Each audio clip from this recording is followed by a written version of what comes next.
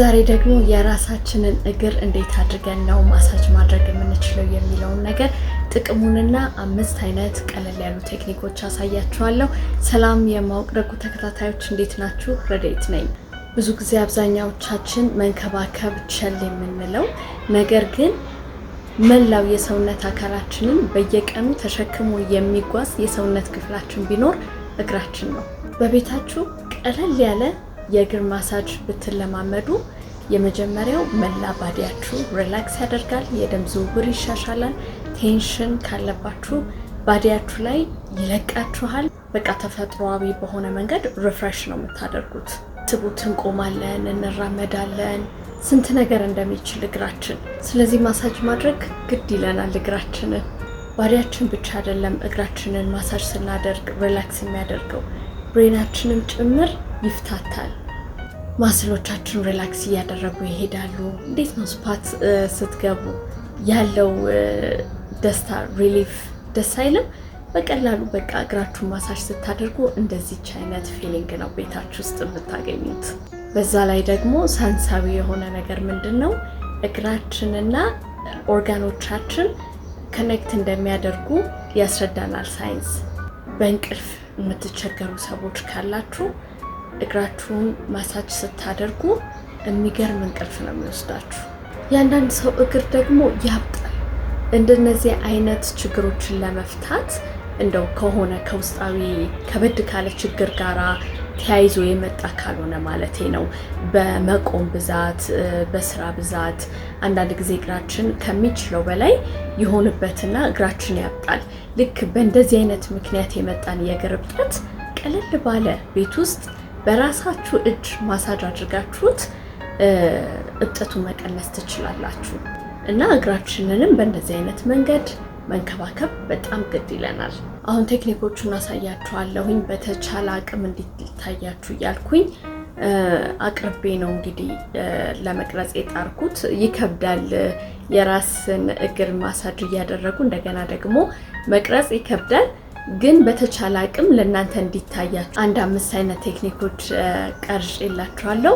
እናንተም እኔን እየተከተላችሁ እግራችሁ ላይ ኦይል ታደርጉና ኦይል ስታደርጉ ብያችኋለሁ በደንብ ነው እጃችሁ የሚንሸራተትላችሁ። ስለዚህ በደንብ ነው ማሳጅ የምታደርጉት። እግራችሁን በደንብ ኦይል ተቀቡና ከዛ በኋላ ማሳጅ አድርጉ። በኦሊቭ ኦይል ማሳጅ ማድረግ ትችላላችሁ። ቤታችሁ ባለ ኦይል ማሳጅ አድርጉ እግራችሁን። ከዛ በኋላ በቃ ውጤቱን ራሳችሁ ታያላችሁ። አሁን አብራችሁ ማሳጅ አድርጉ።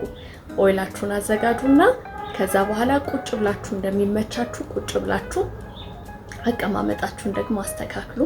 ጎናችሁን በማትጎዱበት ምክንያቱም እግራችሁን ስታሹ በጣም ስለሆነ አንደኛውን እግራችሁን እንደዚህ ለማዞር የምትሞክሩት አቀማመጣችሁን አስተካክሉና ማሳጅ ማድረግ እንጀምር።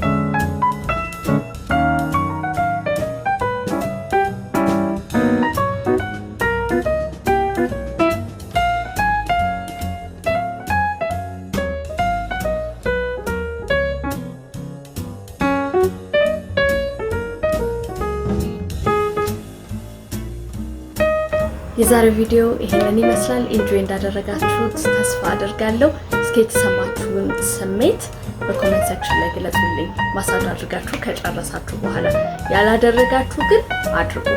አሁንም ጥያቄያችሁን መጠየቃችሁን አታቁሙ። በሌላ ቪዲዮ እስከምንገናኝ ድረስ ባይ ባይ።